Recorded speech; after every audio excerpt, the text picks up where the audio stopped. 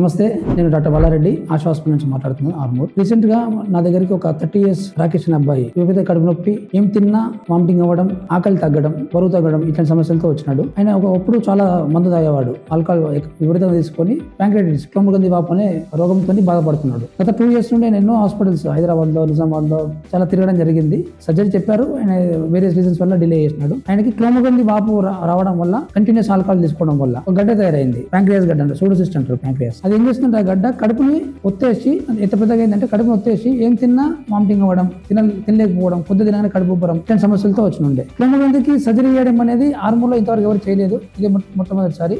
ఇది చాలా పెద్ద సర్జరీ, ఖర్చుతో కూడుకున్నది, రిస్క్ తో కూడుకున్నది. వాళ్ళకి అన్ని చెప్పి ఇదివరకు కూడా హైదరాబాద్ లో ఖర్చు రిస్క్ అంతా చెప్పడం వల్ల వాళ్ళు అర్థమై ఒక నమ్మకంతో మా హాస్పిటల్ నాతో సర్జరీ చేయించుకోవడం జరిగింది. ఇప్పుడు పేషెంట్ తింటున్నాడు, ఫ్రీగా ఉన్నాడు, ఎటువంటి ఇబ్బంది లేకుండా డిశ్చార్జ్ చేస్తున్నాము.